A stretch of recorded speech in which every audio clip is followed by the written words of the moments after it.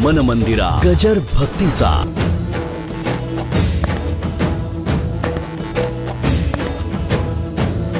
एका बाईने जेवण केलं, सांगायला घरात नवरा आहे,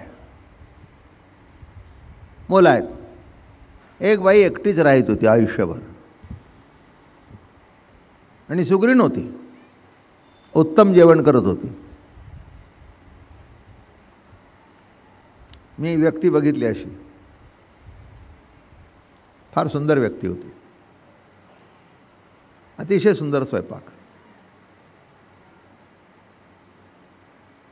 आणि एक दिवस मी गेलो तर चांदीचं ताट वगैरे, रांगोळी वगैरे मांडलेली, आणि ती व्यक्ती जेवायला बसली होती, भागवत म्हणून होत्या, जेवायला बसल्या होत्या।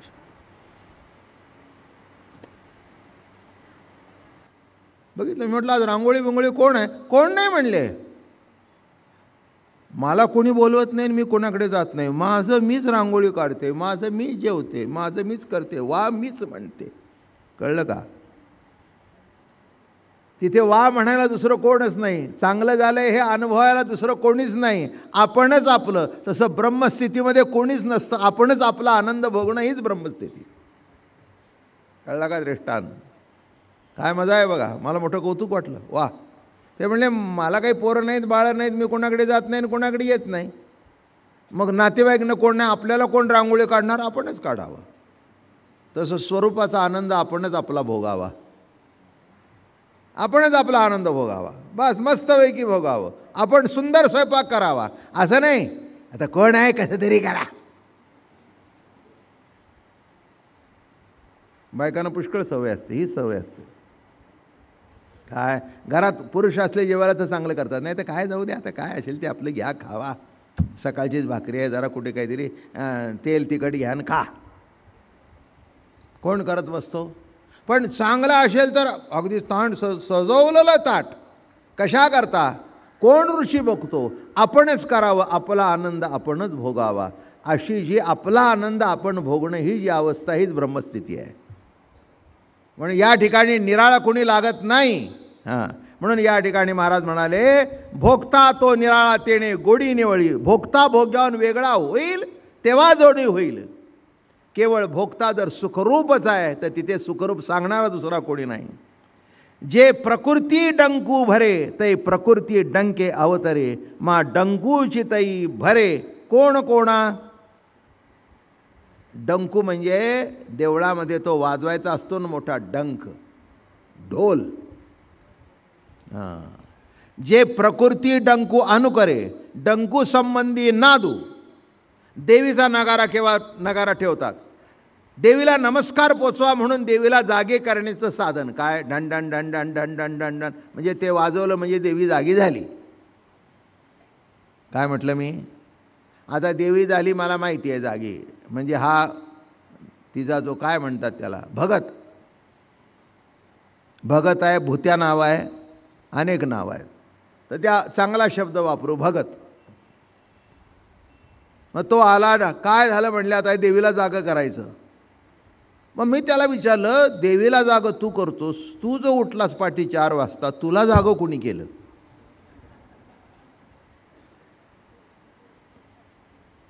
तो म्हणला, बाबा महाराज असल्या प्रश्नाचा आम्ही काही एवढी खोलवर शिरत नाही। म्हटलं प्रवचनाला हा म्हणला वेळच मिळत नाही, आम्हाला माहिती आहे देवीला जागं करायचं आणि रात्र झोपी घालायचं। काय देवी जागी होते, देवी झोपते, ठीक आहे, त्याच्यातून जर तुला आनंद मिळत असेल तर कर, पण डंक वाजवला म्हणजे वा ठण ठण ठण, भक्त नगारा वाजवतो, देवी भक्ताच्या अंगात येते, पण केवळ नगाराचा आहे म्हणून। आणि ते सुद्धा अजून एक आहे बरं का, हे जे अंगात येणं आहे ना, ते वाजलं की नाही घुमघुम घुमघुम, जागच्या जागेवर अशा बायकाच्या घुमू लागतात। काय अंगात येतं का काय? कोणाला येड्याचा बाजार। मला नावं ठेवू नका आणि माफ करा मला, तुमचं कोणाचं काही अपमान झाला असेल तर। एका प्रश्नाचं उत्तर द्या मला, अंगात येती ती देवी आणि अंगात येतो तो देव, आणि सध्या अंगात आहे तो कोण? आणि एवढं जर मला तुम्ही सांगितलं तर पुढचं मी सांगितलं, पुढचं तुमचा तुम्ही विचार करा ना, अंगात येतो तो देव चला, काय झालं, एकदा देऊगावमध्ये आमचे तुकाराम महाराज, आणि हे काय असतं, आपण परमार्थ करतो ना, यांच्या कल्पना निराळ्यात असतात. मग आपल्याला बोलवतात, हा देवाचा आहे या, आता काय देवाचा आहे, घ्या कपाळावर हाणून, काय देवाचा आहे, आणि आम्ही तुम्हाला का बोलवतो, तुम्ही त्यातले. मग आम्ही जर त्यातले तर तुम्ही कशातले, काय गंमत आहे. तुम्ही देवादेवाचं करता पंढरीच्या, अरे पंढरीच्या वारीला जातो का, इथे अंगात येतो तिथे जातो. बरं, आता गावात राहायचंय, गेले महाराजांच्याकडे, महाराज आज आमच्याकडे जागरण आहे आणि देवी येणार आहे. आणि ज्याच्या अंगात देवी येते ना ते सुद्धा इतकं फालतूक असतं ना, दिसणं असणं सुद्धा तर येडाच बाजार असतं. मला रागवू नका माझ्या, कारण इथे काय काय बायकांच्या सुद्धा अंगात येते, ते असे केस घुमतात बरं काय.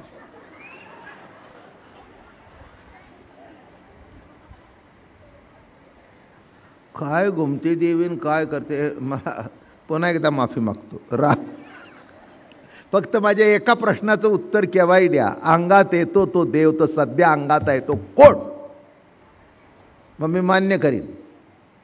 ऐका की तुकाराम महाराजांची कथा. मग झालं ते यायचं टाईम, बोलो महाराज चला तुमच्या वाचून आडलंय. पंढरीकडे तोंड केलं, काय मागच्या जन्मी पाप केलं होतं म्हणले, तेव्हा काय पाप केलं होतं या लफड्यात मला पाडतोय. आता काय देवा देवा अंगात येतो. बरं नाही राहायचं, गावात राहायचंय. अगोदरच आमच्यावर वाईट माणसं, गावचा पाटील कोपला, सगळे आमच्या विरोधात, पुन्हा नाही गेलं तर हेही म्हणतील आम्ही काय तुम्हाला काय दुसऱ्या तमाशाला बोलत नव्हतो, देवाकरताच बोलत होतं, आणि देवाला सुद्धा येत नाही एवढे काय तुम्ही काय देव झाला की काय. गावात राहायचं म्हटल्यानंतर हे सगळं करावंच लागतं. शेजारी पाजाऱ्याकडे सुद्धा आपल्याला जरी सत्यनारायण पटला नाही, कारण तो कधी असत नव्हता, अमृतानुभवच आहे ना. सत्य नारायण असत्य आहे का कधी, मग काही काही माणसांना नाही पटत. मग बायको म्हणते बघा हे असलं काही करू नका, शेजारी पाजाऱ्यात राहायचं आहे, जरा जाऊन घ्या तरी. मग तो असं असं करतो, असं करतो, असं करतो. हां, बायको म्हणते कसं काय, मी इकडे तिकडे काय बघितलं नाही, पण शिरा चांगला होता.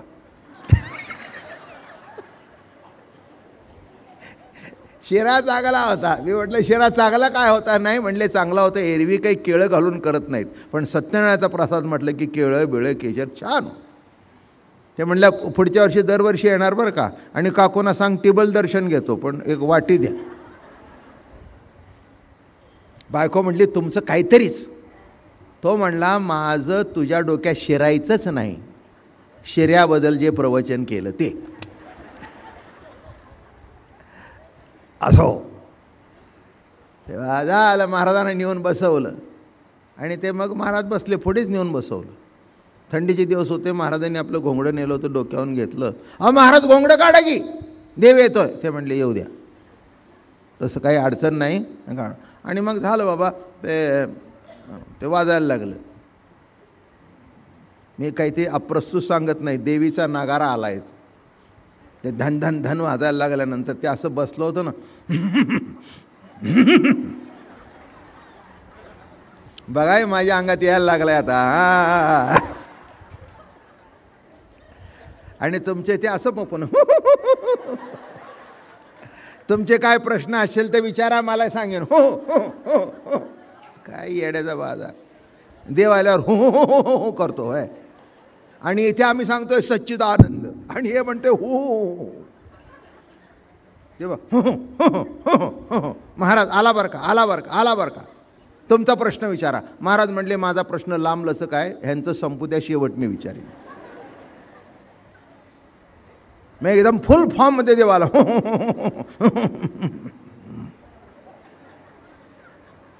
उगीच हालून माझंही अंग दुखायचं, म्हणजे नीट हालतंय ते नको तसं हालेल.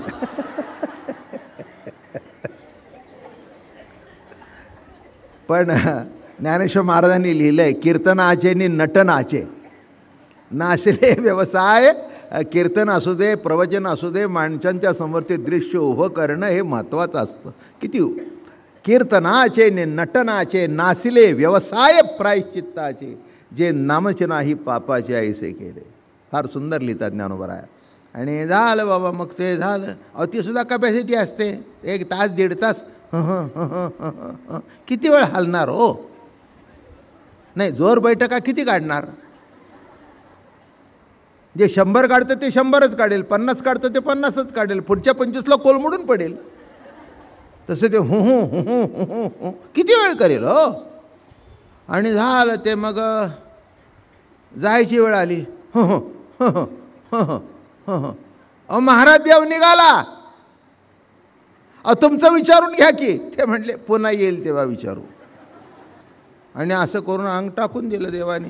ते म्हणले बघा महाराज काय व्हा तुम्ही, आम्ही तुम्हाला पहिला चान्स दिला. ते म्हणले बा तुमचे प्रश्न निराळे, पाऊस केव्हा पडेल, पिकं कशी येतील, 4 वर्ष झाली लग्नाला, अजून काय नाही, पुढे कसं होईल ते काय होईल, कसं होईल, भावाचं पटेल का न पटेल, आम्हाला त्याला काहीतरी मुठ मारायचे, तुम्ही माराल का? गमते आहे सगळे. म्हणजे ह्या देवीची हीच भानगड आहे, मुठ मारणे. कळलं का तुम्हाला? अहो मुठ काय मारता, मुठीने मारा ना, काहीतरी परिणाम तरी होईल. मुठ मारायची, कोणीतरी काहीतरी, मग ते उडीत टाकतं, कोणी काय काढतं, बोलत्याचे तोंड बांधू, मारत्याचे हात बांधू, बांधू न बांधू, हे सगळे मंत्र आहेत. म्हणजे जी पंजाबी विद्या आहे ना त्याच्यातले सगळे. म्हणजे एकाला मी विचारून घेतला, म्हटलं मला जर कोणाला अंगात आणायचं असेल तर काय करत्याचे हात बांधू, बोलत्याचे बांधूत न बांधू न बांधू, काय. तेव्हा हा हॉल अंगात येणाऱ्या देवाकरता नाही आहे.